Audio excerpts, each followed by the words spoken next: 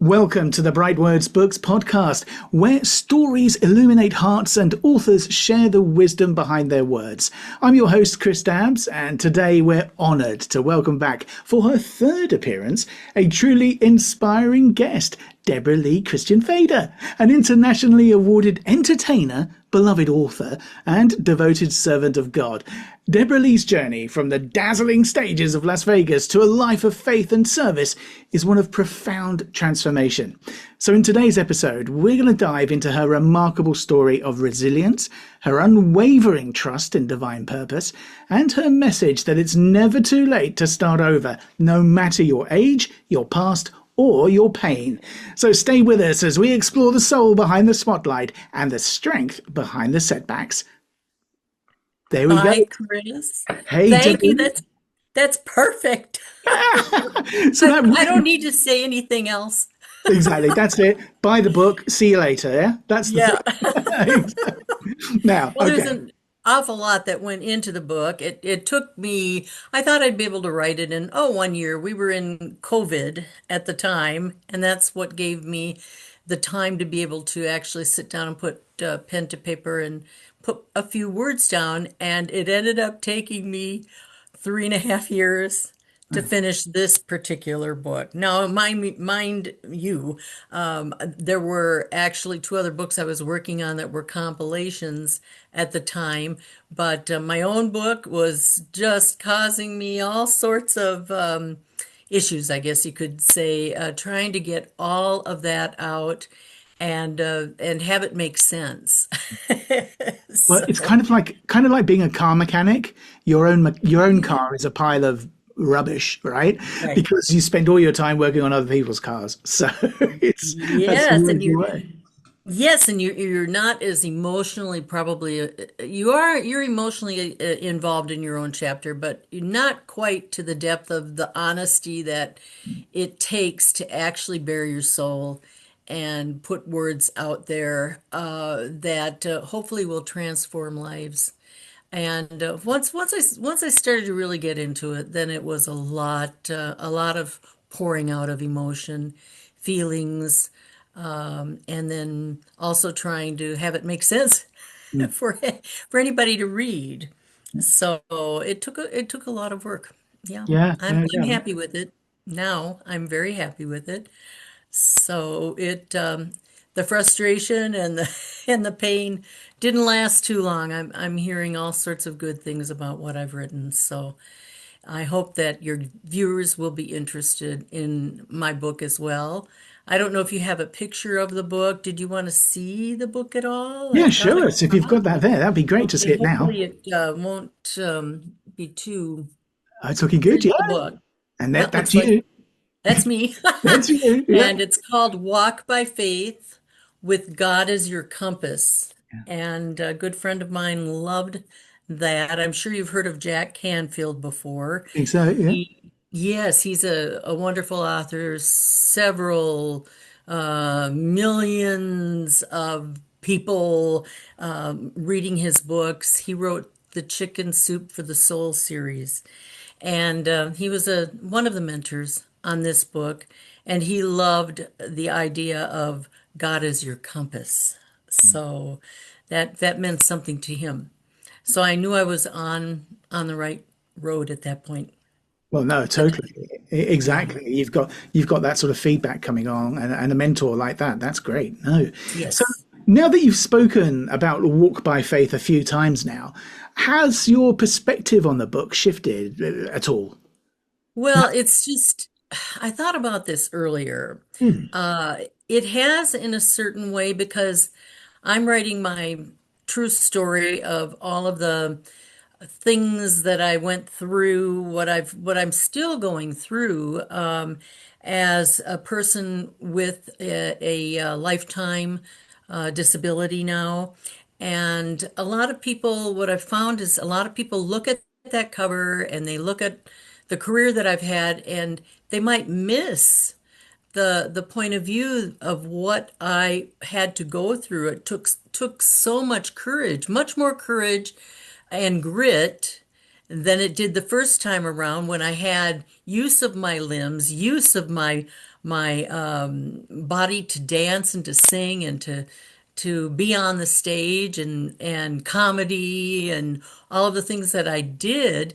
This story is, yes, it is a story of resilience, but I'd also say for me, it's a story of perseverance because I had to persevere and persevere through so many obstacles and going through them again and again. You tend to become a little hardened because you're saying the same thing maybe over and over again. And you just want to say, hey, read the book so that you can see because it was fresh. It was, the wound was open. I was exposing my soul at that point.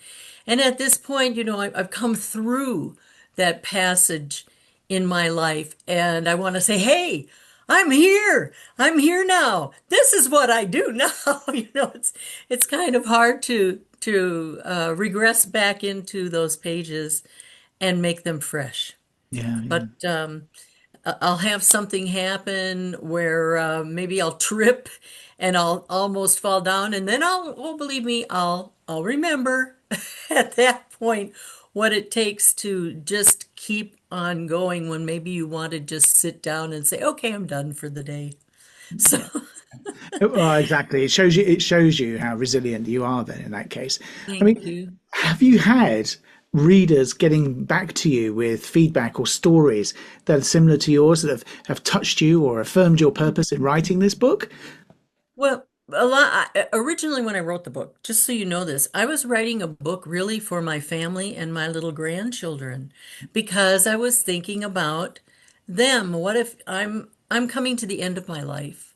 What will they know about me? What will they remember about me if they haven't been exposed to the fun stuff that I used to do? So having the pictures and the costumes and all of the things that are in the book gives them a different kind of slant or perspective on their grandmother. Yeah. Oh, Grandma did quite a few things before she met Grandpa, didn't she? So it's just kind of fun. I want them to know. I guess it's kind of a validation at the same time of myself and what I've been through. But at this point, I don't need that validity, except that I am trying to get the book out there. So I need to live in those moments.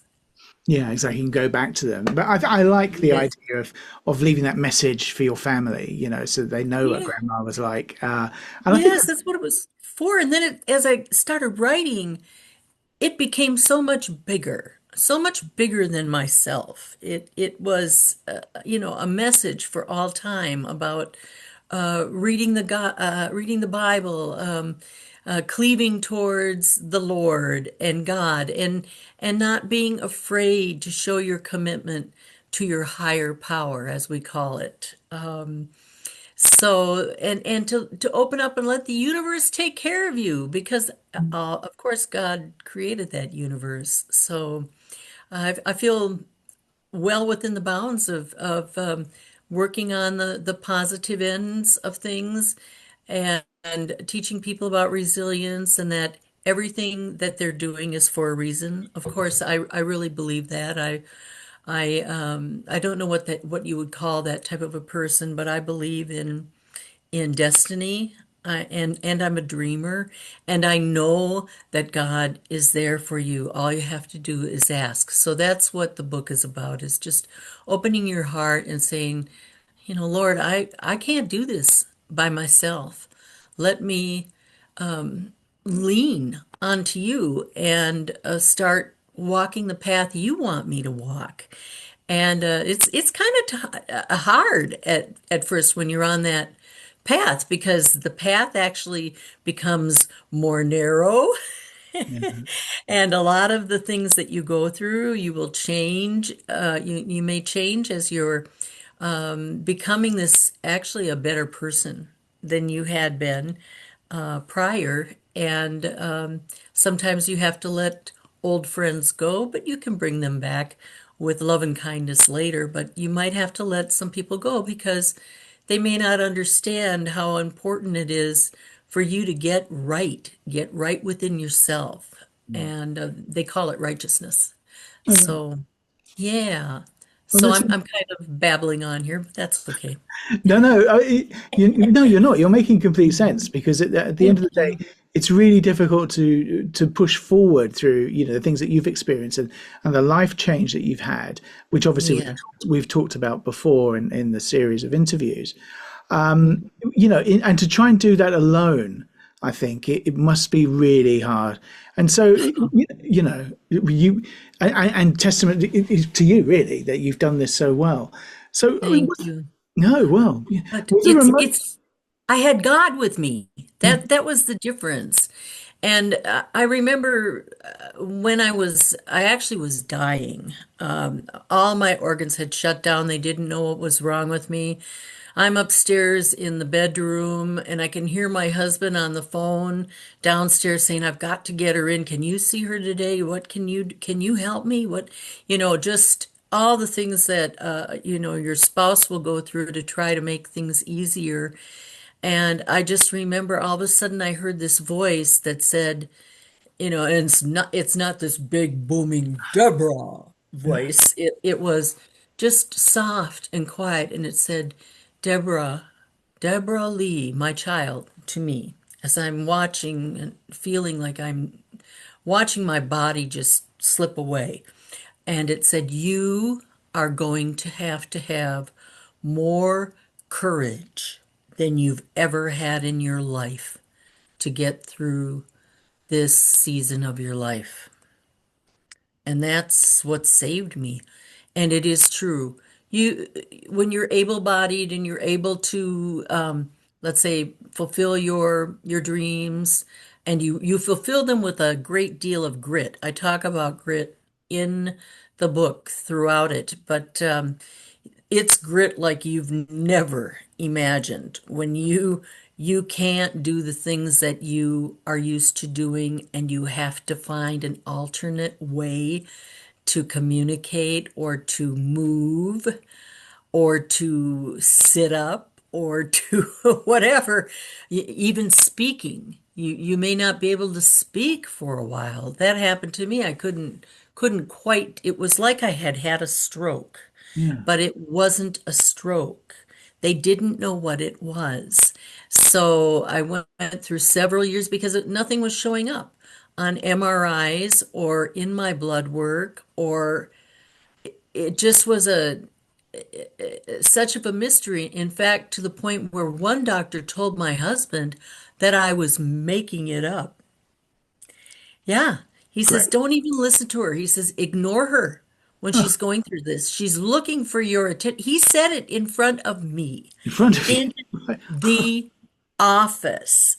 He said it in front of me, and I was just, and my husband was looking at him like, what? But he said, you believe me, he told him, take my advice, you'll sleep better at night. There's nothing wrong with your wife. She Right. wants attention. That is the last thing I was looking for.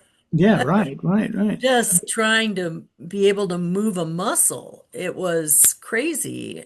Oh, So eventually, through I don't want to spoil the story, but eventually we did find out that I have what is called primary progressive multiple sclerosis. Now, in the UK, you know what MS is, don't you? sure. Yeah. Multiple sclerosis. Yeah, I have a friend who actually didn't know what I was talking about, and she was a nurse. But yeah, she said MS. I've never heard of that. MS. And so then she started reading up on it, and she's retired now, but she was my dearest friend, actually from UK. We met when we performed. I actually performed on ships, and she was the nurse on the ships. All right. So we're real good friends. But she said, I don't know what this disease is, multiple sclerosis. If you want to talk to me about cancer or something like that, yeah, I can give you all sorts of help and tips with that. But MS, what is it? So, but that was a few years back. That was probably back in 2013 when she found out I could possibly have MS, and that's when I finally was diagnosed in Minnesota at the Rochester Hospital and Clinic. It's well known all over the world, and they were the only ones that could actually figure out what was wrong with me. I was there for 2 weeks, went through several comprehensive testings, and finally they figured it out. Wow. Yeah. Wow. That's it's But yeah, but there was no, I keep butting in because I have so much to say, I guess. yeah. But, but, but there was, I guess I just don't have anybody to talk to all the time. Yeah. Um, but there was an issue where with the type that I have, which is called primary progressive, there was no medication for it. So I suffered from the point of falling down. My first falling down and being paralyzed was in 2006 in Christmas. And then in 2013, they figured it out, but there wasn't anything they could do for me. Can you imagine? So I'm from 2013 till 2017. I was without any medication, just getting worse because it's primary progressive. You're getting worse and worse and worse, and nobody knows what to do. You just have all we can try to do is keep you comfy. So, and then finally, there was finally a medication, and it was approved by the FDA, but I was one of the first guinea pigs to use it, and it's made a great difference in my life. I still can't walk completely. I have to use a walk aid, such as a walker or a cane. And sometimes I'm very tired and I'll have to succumb to sitting in a wheelchair and let somebody push me around, but I try not to. I want to keep moving.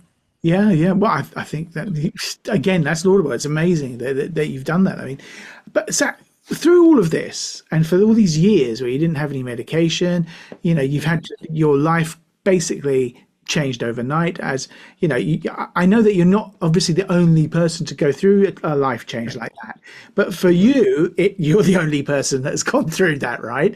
And it's Well, affected. you're the only person in your own skin to Right, feel it, to your exactly. bones, your muscles, and why can't you shut your eyes or, all the crazy stuff that can happen when you're paralyzed. Right. So, yeah, and you're just stuck in this, it's like a little prison. Mm. So, yeah. So you do kind of tend to think me for a while, but I find it's better to think about others and try to do things for other people. Right. So that's what gives me satisfaction these No, that days. makes sense. I mean, Yeah. it, I don't know how you've done this, but is this how you kept your spiritual compass and focus, there? Yeah. Because obviously, with all of these distractions and all of that going on to you, the last thing, there must have been times, or tell me that there hasn't been, where you really must have looked at your spiritual beliefs and thought, what is going on? Or when you were in hospital, did that voice really just actually compound your belief and make it safe for you to think of the future?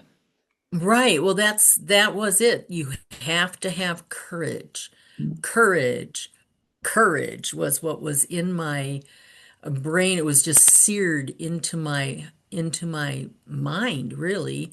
Courage. So, and courage can come in many forms. I'll tell you the hardest thing for someone like me that's used to kind of a hard charging, I'll take care of this and I can get this done, and you know, to have to depend on another person to help you across the street or help you in any way, you're, let me just take your arm and we'll walk down the block together, that kind of thing. That was so difficult to actually relinquish my own free will to allow others to make an effect for me.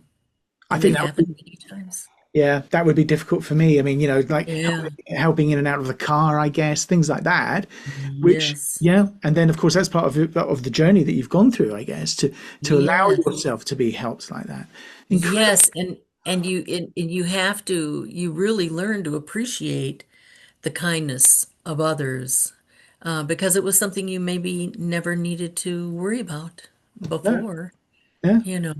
Especially as a So, journalist, right, or a reporter, you've seen the other side of life, so yeah, you wouldn't have yes. seen the nice side so often.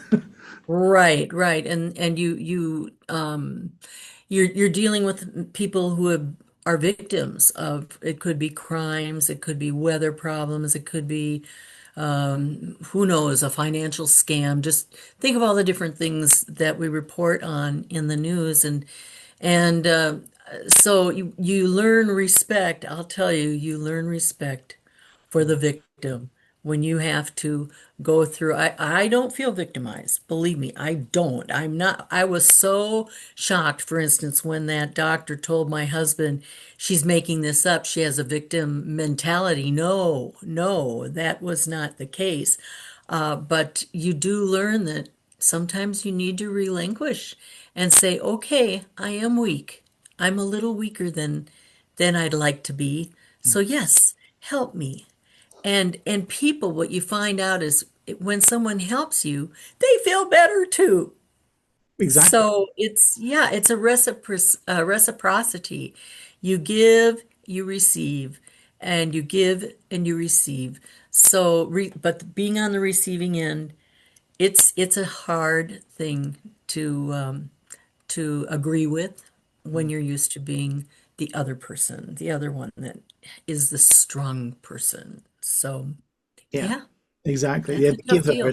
as it were. Oh, well, I can only imagine. Obviously, I mean, it's just incredible. So, did you sort of revisit your faith on a daily basis then to try and get Yes. through this? Yes, I have to every day. I mean, affirmations are very important to me. Reading passages from the Bible are very important to me. Praying. There's several apps on the phone that you can go ahead and learn and have a little scripture every day. A little dose of spiritual medicine goes a long way for most people. So you can find those things if you don't have a Bible in front of you or a book of faith in front of you. I find myself I read not only Bibles but I read other faiths books that are from other faiths. I think theology is a very important thing to explore. And I may be a Christian, but I want to understand other religions as well. So reading or looking at the benefits of another person's point of view with spirituality, I think is really important. Yeah, yeah, I see. I agree actually with that. That's something I thought for a while. If we understood more about other people's religions, we'd be more tolerant of other people, I think. Yes. And that was Yeah. something actually when I was at school that they taught. Uh-huh. That is exactly what they said. So we spent most of our time. We had what we called religious education Oh, um, really? lessons. Yeah, I That's suppose, fantastic. yeah, Was quite. it a public school? It was, yeah, yeah. Oh So, my goodness.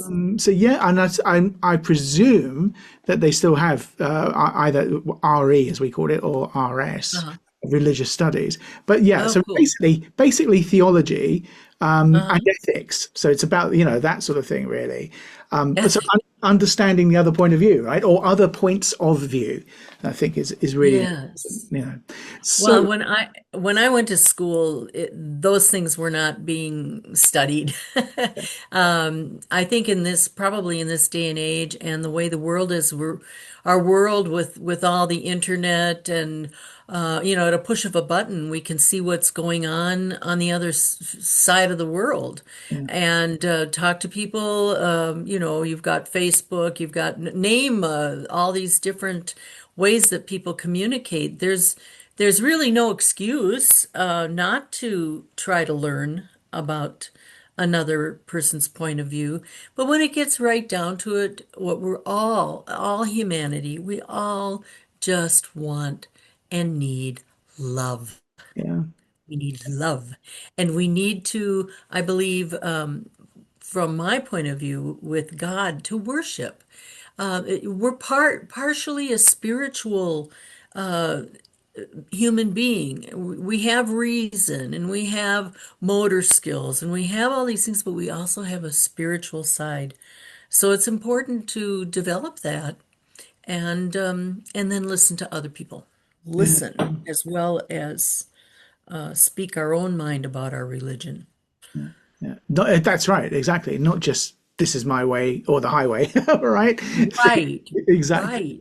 So Yeah. you've mentioned how this world is getting increasingly sort of complicated and uncertain. Mhm. Look at the way we're talking. We're thousands of miles away from each other, and yet Would you believe that? I know Isn't that amazing? it is. And it's just amazing. No lag, nothing, Mhm. and it's working out really well. So in this world, technological, it's just uncertain at the moment. All of this stuff is going on. How do you think the concept of walking by faith is more relevant than ever? Well, for most people, well, for me, it is a part of my daily life because each step I take is a walk by faith. It truly is.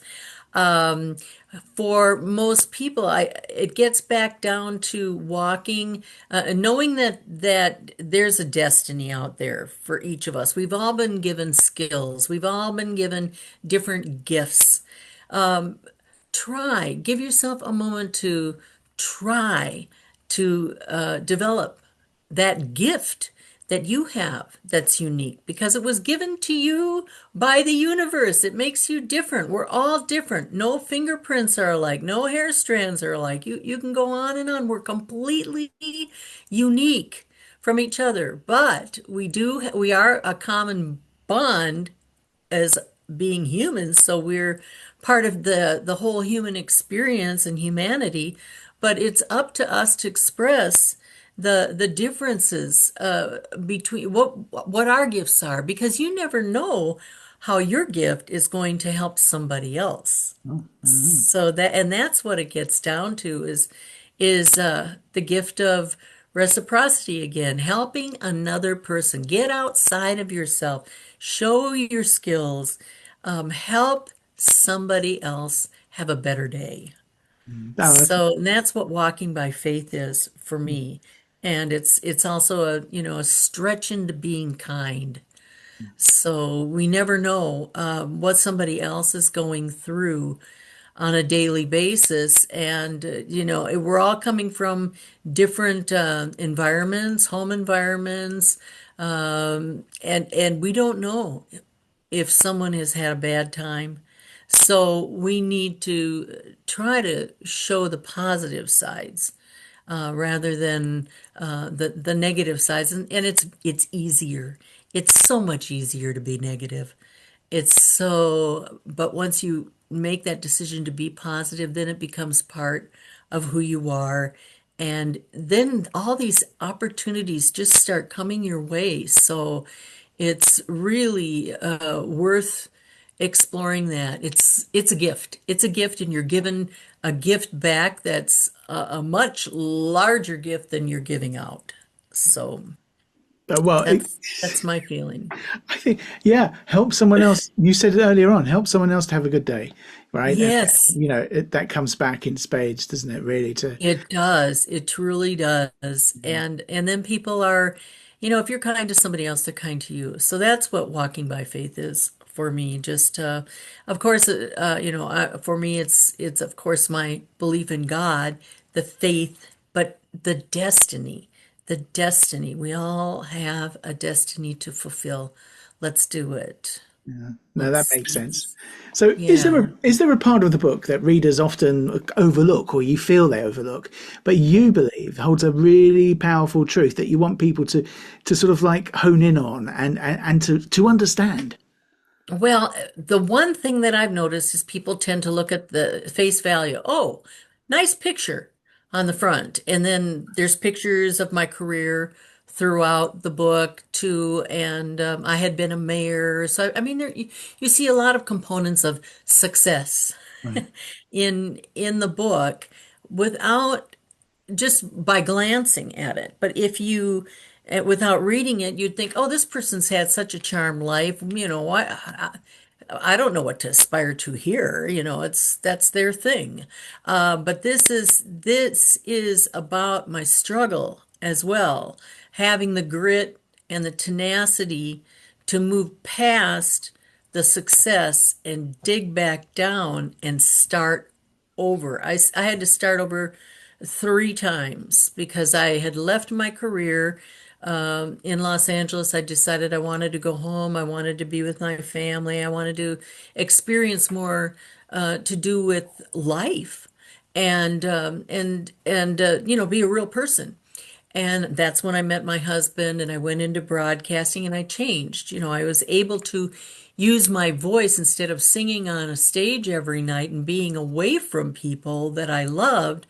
I was able to be in the same town and use my skills in a different way, such as being a broadcaster on radio or doing some hosting on television, that kind of thing.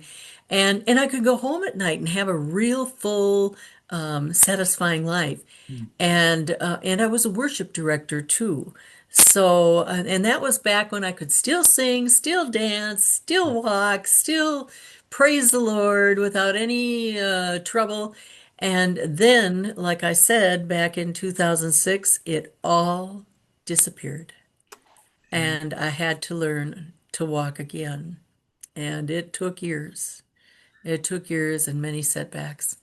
So that's the part of the book that I want people to actually enjoy the fun stuff, Mm. but then understand there's a lot of tenacity and grit and courage again in the rest of it and what it took to reestablish myself as a completely different animal Yeah, than I had been. exactly. So, and because there might be somebody out there that went through God forbid, a horrible car accident or a disfigurement, or let's just whatever, there are sometimes we're given lemons and then we have to try to make lemonade. And that's what happened to me. I was given a bunch of lemons and I could have wallowed in the lemons, Yep. but I didn't. I decided I'm going to make lemonade and make the best of the life that I still have. And now my life is so completely full Right. in different ways than I would have ever expected my life to be. So, I'm grateful, and I'm grateful for the new friends I have, and I've been able to bring the old friends back in because they realize well, she's changed quite a bit, but she's still the same old girl, Yeah. Yeah. and yeah, and it takes an awful lot. I did find some thoughts I wanted to bring up. That are in here. Well, one thing that someone said to me that I was absolutely humbled about, and this was in a review. The review isn't on Amazon, but it was sent to me personally. They said, your book reminds me of Anne Frank. That Can you sounds imagine? wow. And I'm going, it does? Yeah. Right. Where? I don't see the correlation except that she was she just continued to believe in the beauty of the human spirit. And I do that. I try to believe in the human spirit. And I would like to know more from the person that sent me that letter, how they were making that comparison. But yeah, that really touched me. But Yeah. there's a couple of things you might be interested in when you're trying to change. I have a whole section on don't camp out in the past. Right. So, and what it means is forget, don't obsess over, mull over and over again in the past. Mm. Stop dwelling on what happened, right? Um, Plan, process, and proceed. The other thing is focus, fight, and finish, which we are doing right now. We're focusing on the better things. Yeah, We're fighting to get through it, and we are going to finish strong. absolutely. And the other thing I've already mentioned that for me, I talk about words of affirmation, acts of service. You have to get yourself out there. Volunteer. I believe in volunteering. Let's say you don't have a job at the moment. Get out there and volunteer. Do something outside of yourself. Right. Try something new. You'd be surprised. You might end up getting a job out of it. It happened to me. Oh, yeah. And then gift giving, we talked about that. Gift giving and receiving, that's a fun thing. And then quality time, to have quality time. And it wasn't good during COVID. We couldn't do half these things. Another thing I talk about is having a physical touch Yeah. somebody. Yeah. But during that time period, and it may happen again, you may just have to rely on your words and your mouth, your voice, your tongue is actually a rudder. It says so in the Bible. It's a rudder. So and when you think about that your tongue steers everything. All the words you say, all the things that you do, you say your will, I'm going to do this, all of that matters. So if you say something that's not very nice to somebody, you don't know how that might be affecting that person.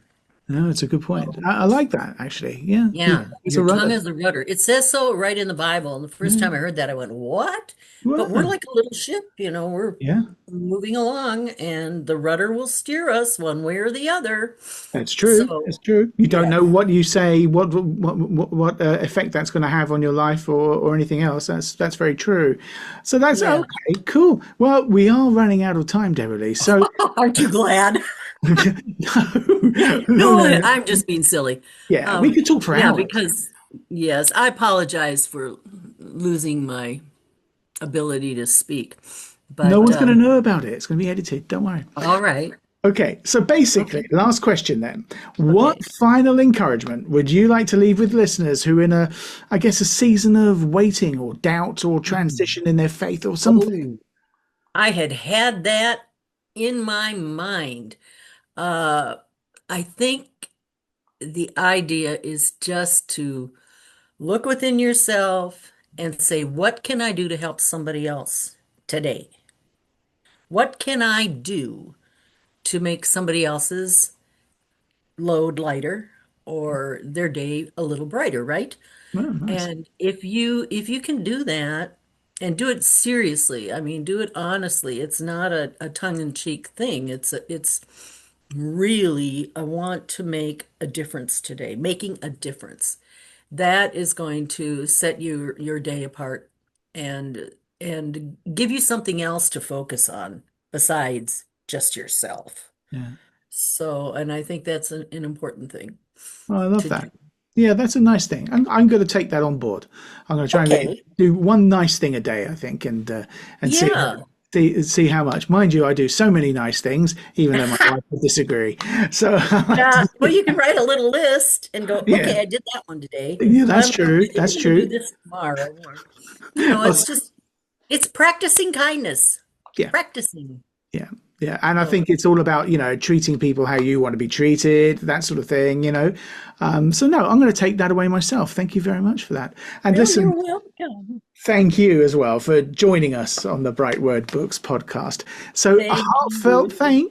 thank you from me, from our listeners, to you, Debra Lee Fader, for once Thank you. again. Yeah, no, Thank you so not a much. problem. Thanks for gracing us again with your powerful voice and your unshakable faith. It's quite amazing. Your journey reminds us that even when life takes a turn that we never expected, right? There's always a way Right. back with purpose and with courage and with God as our guide. So, if Debra Lee's story moved you, be sure to grab a copy of her book on Amazon and share this episode. And there it is. Share this episode with someone who needs a little hope today. And don't forget that little bit of kindness to someone tomorrow. All right. So, until next time, keep reading, keep believing, and keep shining your light. Debra Lee, it's been wonderful to meet you. I've enjoyed this so much. I hope to talk to you again soon. Take care. Thank you for joining us. God bless. And Bye-bye. to you as well. Take care. Take care.